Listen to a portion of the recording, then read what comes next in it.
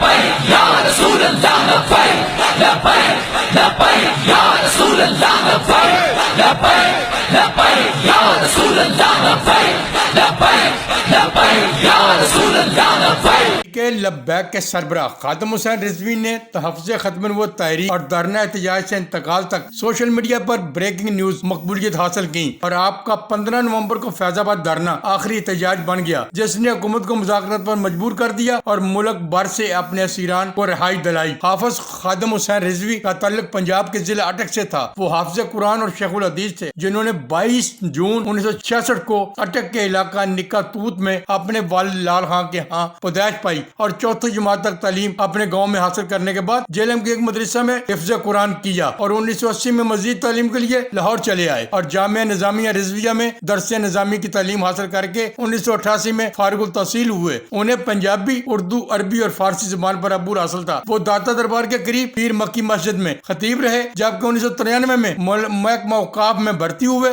جن کی 2009 کے ایک ٹریفک حادثہ میں دونوں ٹانگیں ضائع ہو گئیں، جس کے بعد وہ ویل چیئر تک محدود ہو گئے، جن کی 1994 میں شادی ہوئی۔ ان کے سوگواران میں 2 بیٹے اور 4 بیٹیاں ہیں۔ خادم حسین رضوی نے گورنر پنجاب سلیمان تحصیل کے قتل کرنے والے ممتاز قادری کی حمایت کی اور انہیں پھانسی دیے جانے کے بعد اسلام آباد میں احتجاج کر کے سوشل میڈیا پر آئے اور دھرنوں میں حکومت وقت کے خلاف سخت زبان استعمال کرتے تھے، جبکہ 2017 میں لاہور کے حلقہ 120 سے ضمنی الیکشن کے بعد تحریک لبیک پاکستان نے 2018 کے عام انتخابات میں ملکی سطح پر حصہ لیتے ہوئے سندھ اسمبلی سے 2 نشستیں حاصل کی اور ایک روز قبل رضوی انتقال کر گئے، جن کی نماز جنازہ جبکہ ملک بھر کی مساجد میں جمعۃ المبارک کے اجتماعات میں حافظ حسین احمد رضوی کی خدمات پر زبردست خراج تحسین پیش کرتے ہوئے ان کے لیے دعائے مغفرت کی گئی۔ رپورٹ شیخ نعیم طاہر۔